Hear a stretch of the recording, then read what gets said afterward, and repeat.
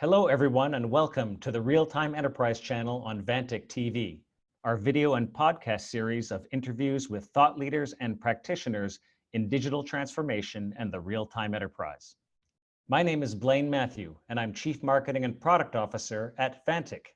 Note that you can reach either myself or the guest by sending a note to realtime@vantic.com, and we will be more than happy to follow up.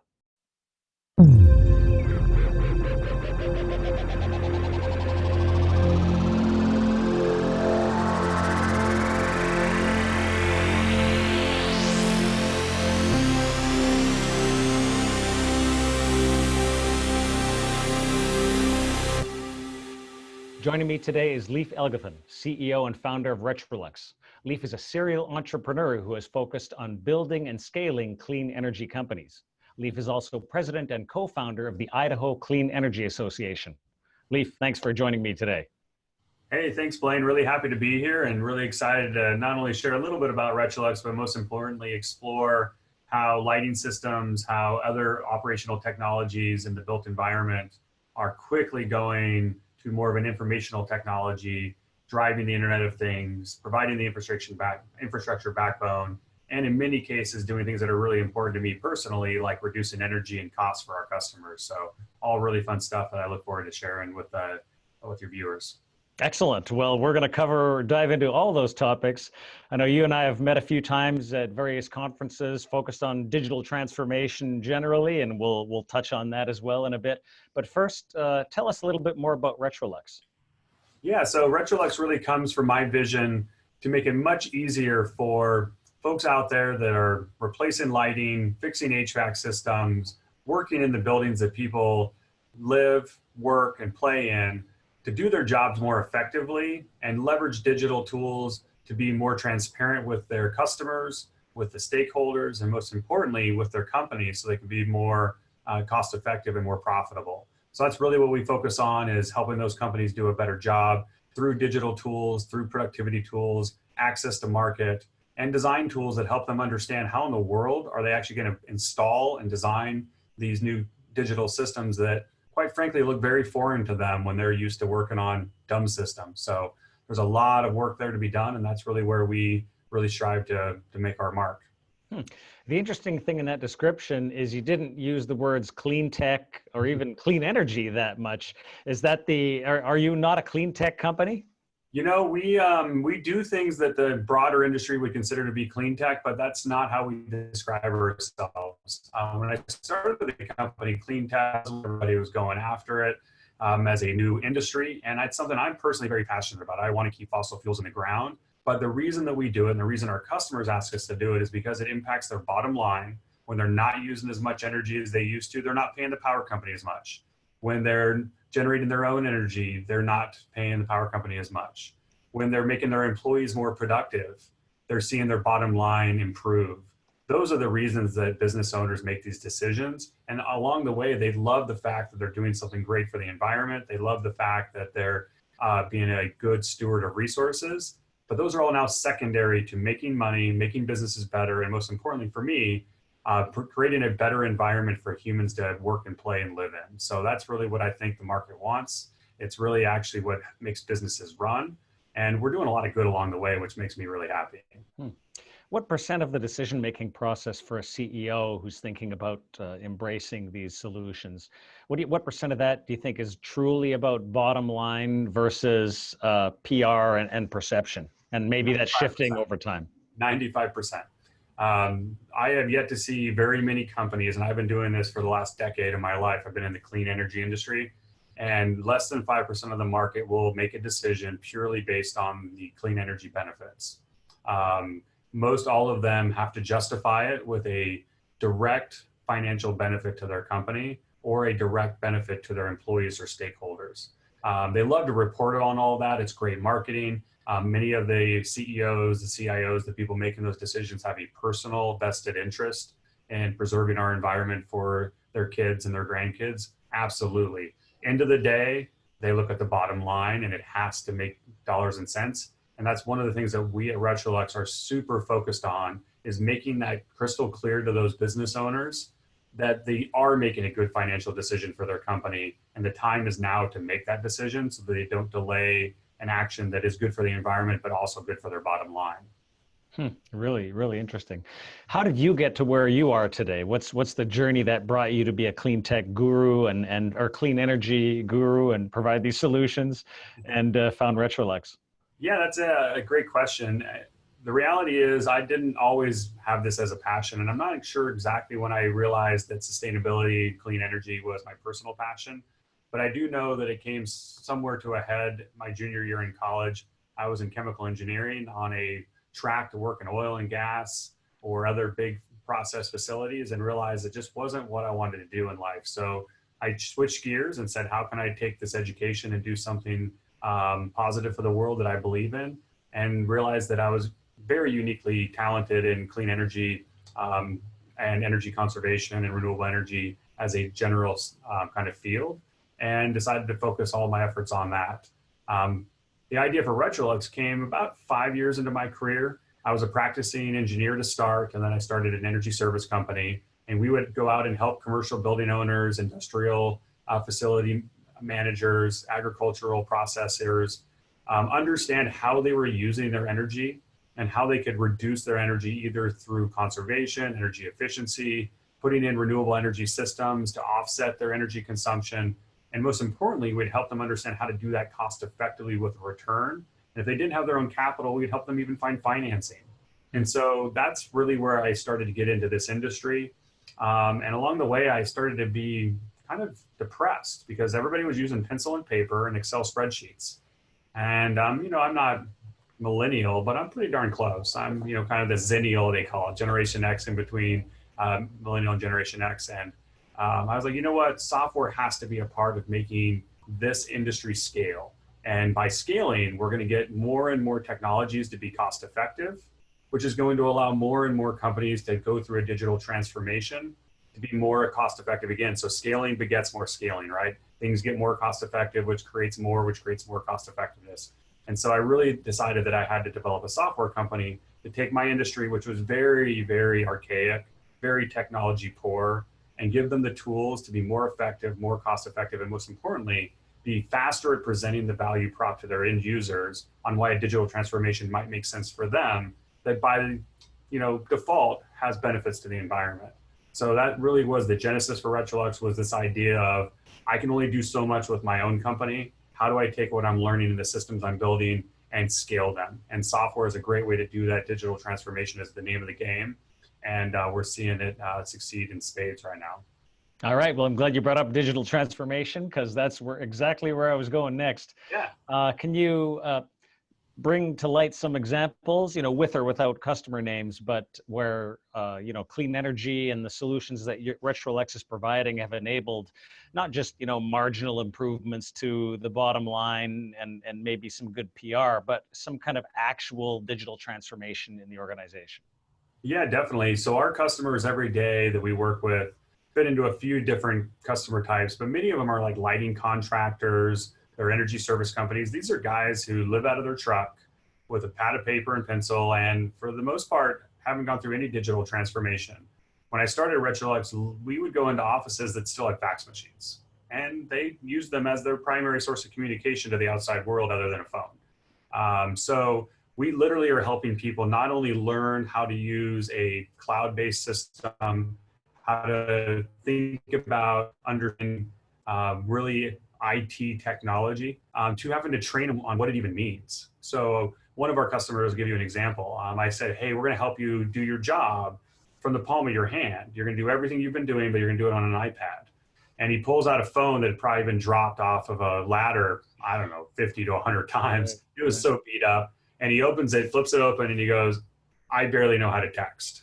So to get him to basically run his entire business off of a cloud-based system with auto alerts and a mobile iPad he can take information out in the field and work with was a digital transformation for his business. And now that same customer is able to inspire his customers, which are the building owners that he's trying to help move from a old lighting system to a new lighting system that has network controls, IoT capabilities, real-time location services, and help him understand how he can make a digital transformation to his business that impacts his bottom line, provides productivity benefits to his business. And so we literally are taking people from a very 1990s approach to business all the way through to where the industry is leading today. And we do that very regularly.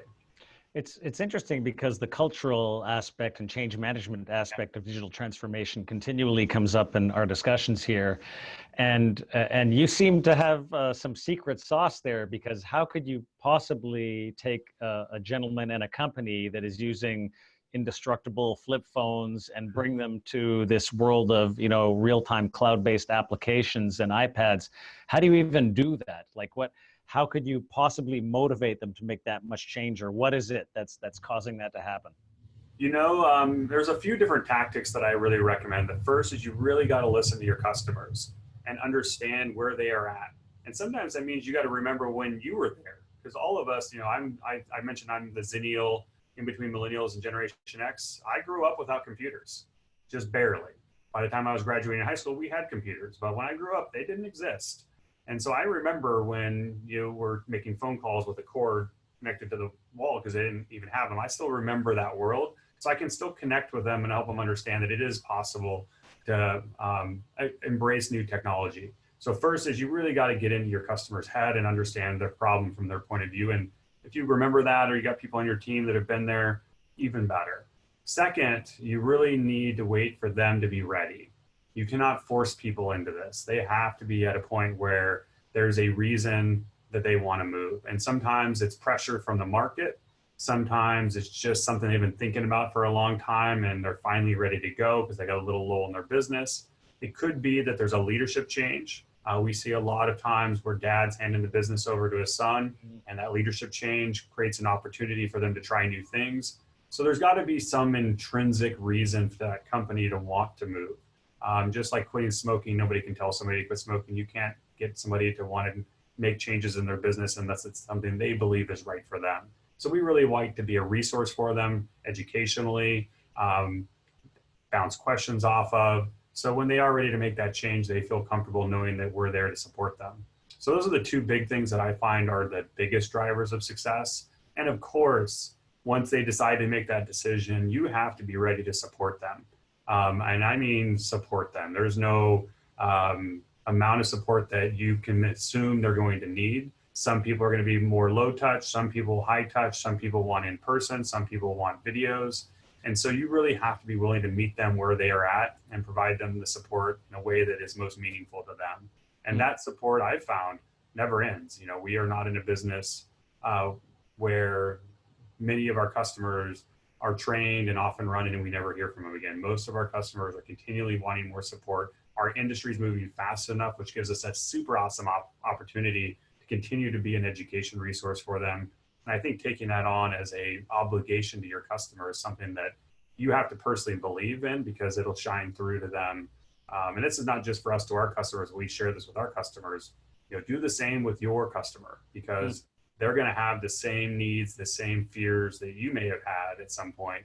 So get used to, you know, being there for them and putting that extra level of effort in. Can you share with us another anecdote about how Retrolux has helped transform a company? Oh man, you know, I think one of my favorite ways of transforming companies is really working with them from kind of a midstream forward, or maybe they've tried another solution and it didn't work out and they come back to you.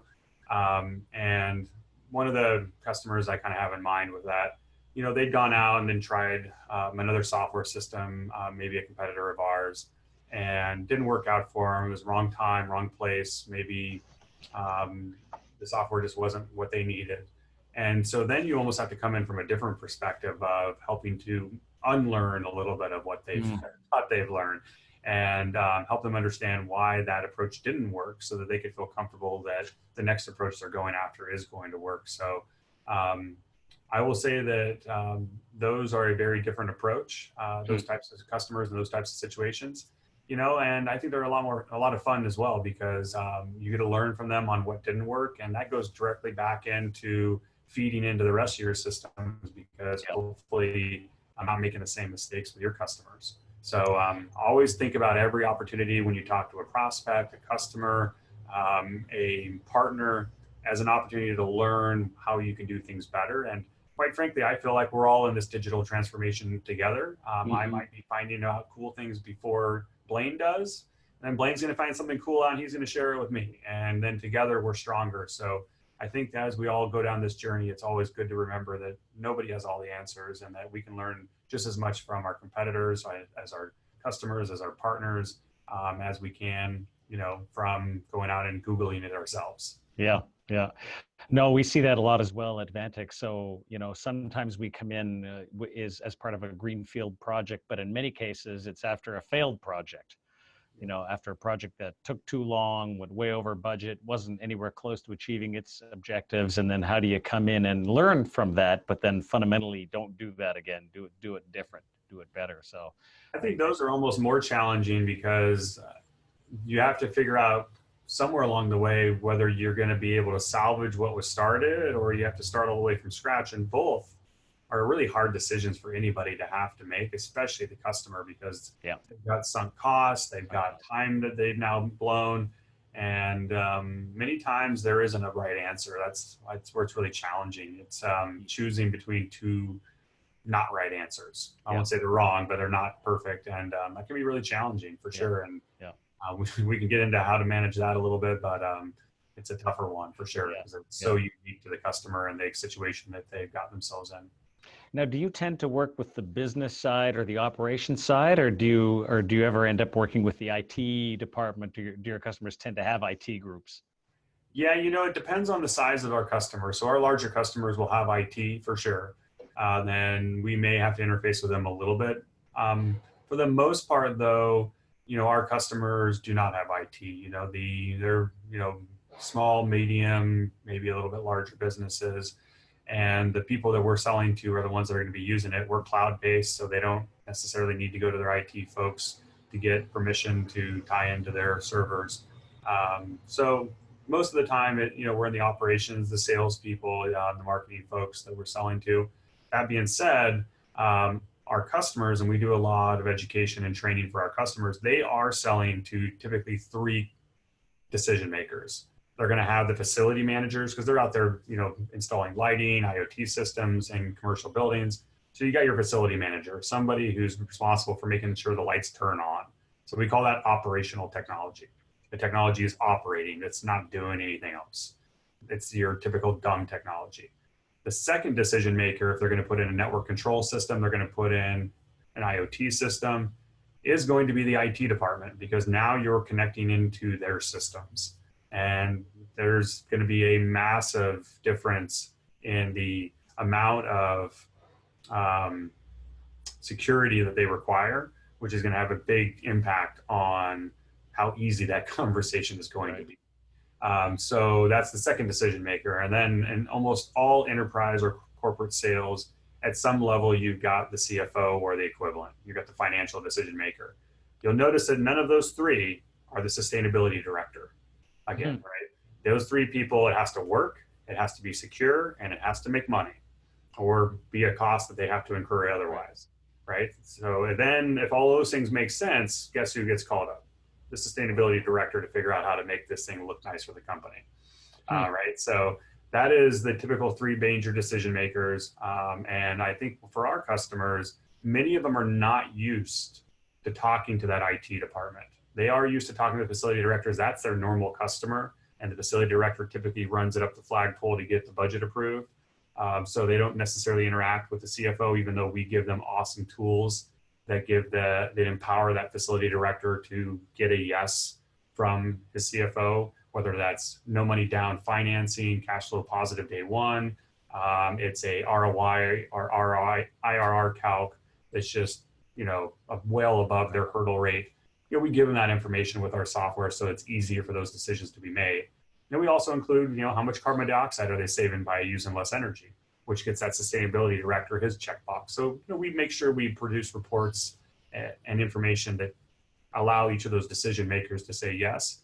The new one is that IT department, because before, the dumb light that you put in, the IT department didn't care because it wasn't going to affect anything. And now it's talking to their servers. It might be sending data to them, pulling data down. One of the best examples that I've heard recently about how IoT is causing massive breaches or breach opportunities for corporations was a fish tank in Vegas that was used to start pulling massive amounts of data out of a casino.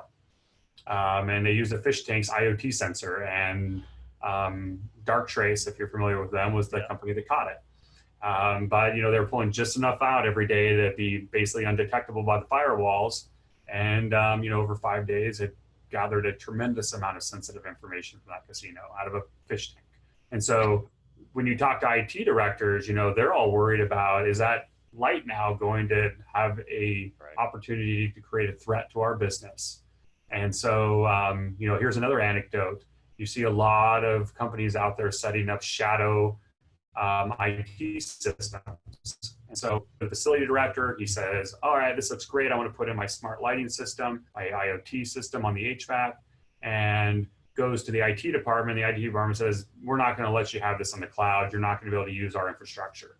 So the facility director goes back to the vendor, and the vendor says, I got a solution. I'm going to go put a little 5G router out there, and we'll just do this off their system. Well, that's all fine and dandy. The project gets approved. The IT department doesn't even know it exists. Vendor comes in, sells the system, gets it installed. He's stoked. He goes on to hang out at his beach house with his big fat commission check. And then the system fails, and they can't turn their lights on and off because the router broke.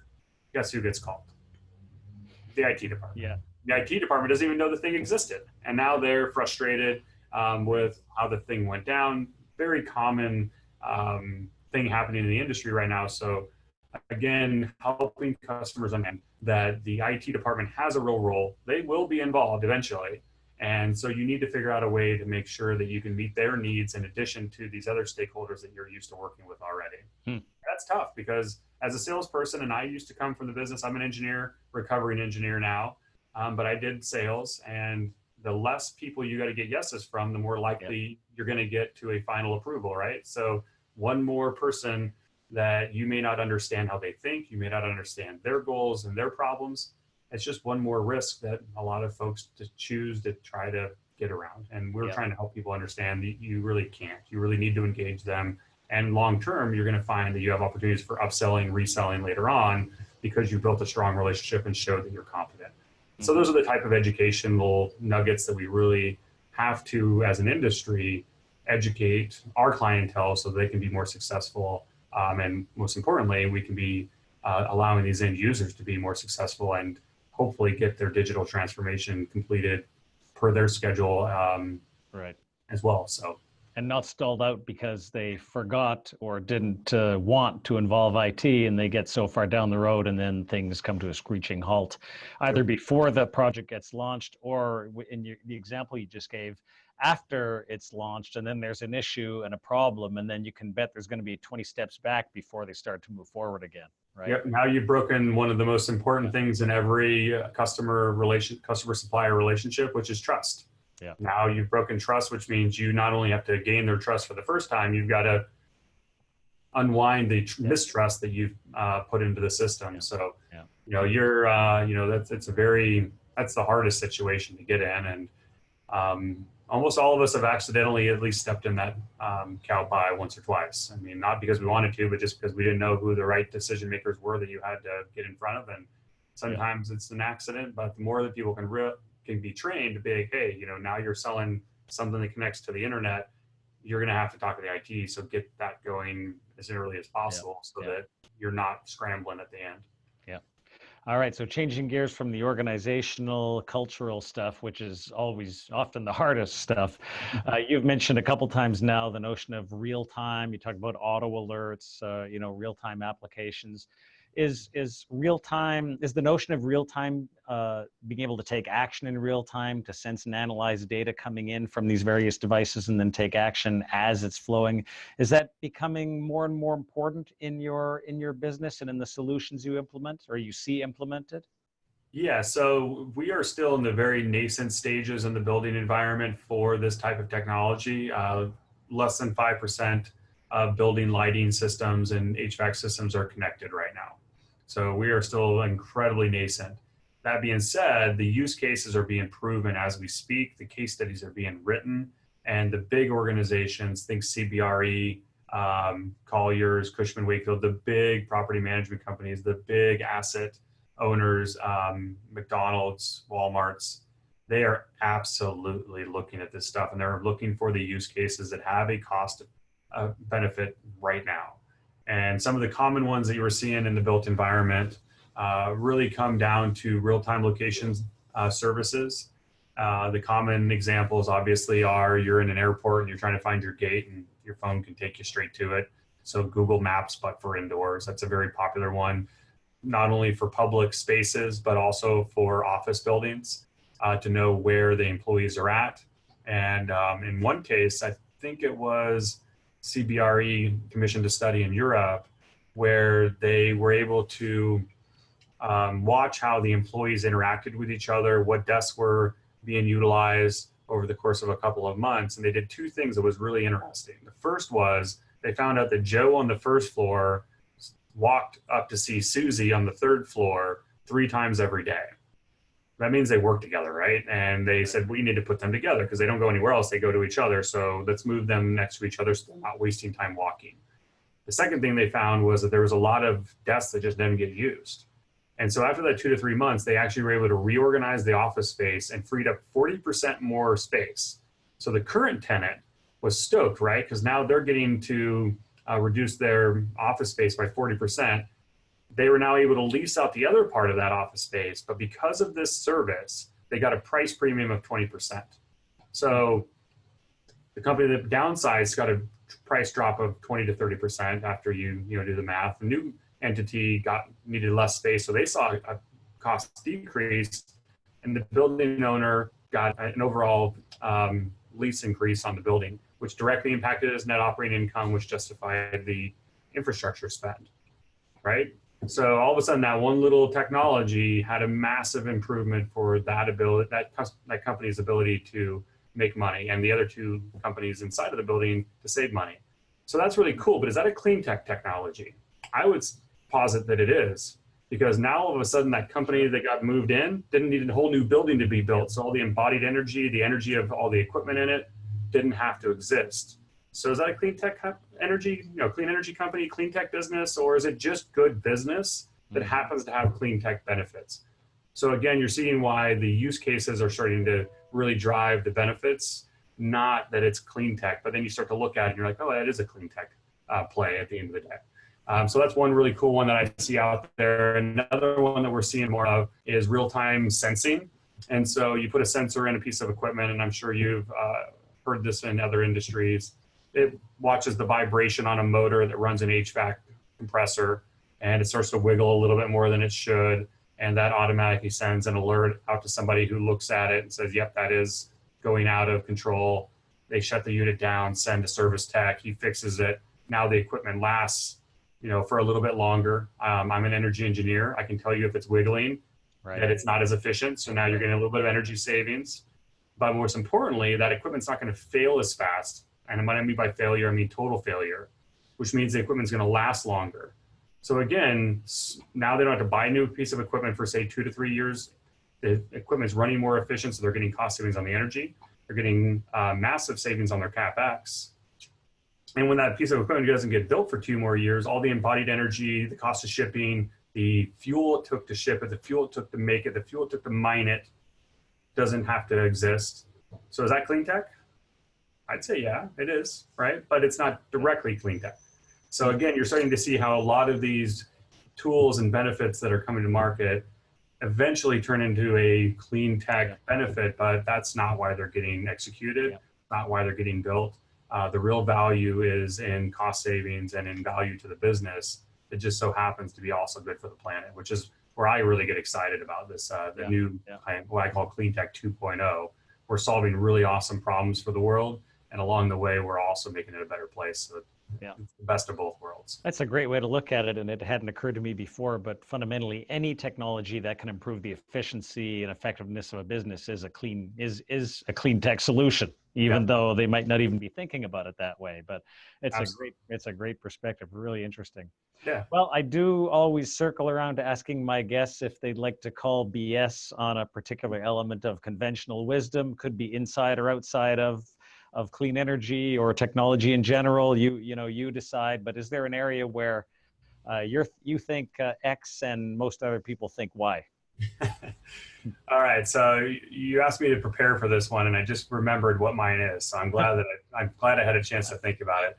I think the Beatles are one of the worst bands of all time. I think they're horrible. Oh my God. They are the equivalent of the boy bands of today. You know, they are bop of the 60s. So Oh no. there you go. I think Vantic One of the TV worst has bands of just all come time. to an end. That's it. The series is over. Yeah. I can see now it's going to be a Twitter storm. It's all over. Look what you did. We No, committed suicide. they put out some good music, but overall, one of the most overrated bands ever. Okay. Well, that is creative. Nobody's ever come up with one like that before. So good for you, Leif. All right. So any key takeaways or tips for a business leader that's trying to drive this kind of real-time transformation, whether or not they actually call it a clean energy driven transformation in her business? Yeah, definitely. I think the biggest takeaway I would give is really try to meet your customer where they are at and start there. I think most of us that are in the industry tend to live on the edge, and we try to get people there fast. And instead, you need to go back, really figure out where they are at in their journey. And it takes a lot of listening, a lot of questioning, and then create a plan that makes sense for them to get from wherever they are to where they want to go. So you're the Sherpa. You're not the one that's at the finish line cheering them on to come to where you're at. And I think that is the best way to get folks engaged, committed, and when they're engaged and committed, the best chance of success will happen. And if you really need to, you can put your Beatles on in the background and listen to it, and it'll still work out as long as the customer likes the Beatles. And Okay. I'll listen to the Beatles. Okay. Enough with the Beatles. That was a good one. Well, that wraps it. Leif, thanks so much for joining us today. Really insightful conversation from somebody who's obviously, living this stuff in the real world. So thank you so much. And no problem. Thanks, Wayne. You're welcome. And those interested in hearing more of Leif's thoughts can follow Retrolux app on Twitter. And of course, check out his company's website at retrolux.com. And you can reach out to me anytime at realtime@vantic.com. If you would like to subscribe to the podcast version of the Real Time Enterprise, search for the Real Time Enterprise on iTunes or SoundCloud. And if you are already listening to the podcast version of the Real Time Enterprise, please leave a rating or comment and let us know how you are enjoying the show.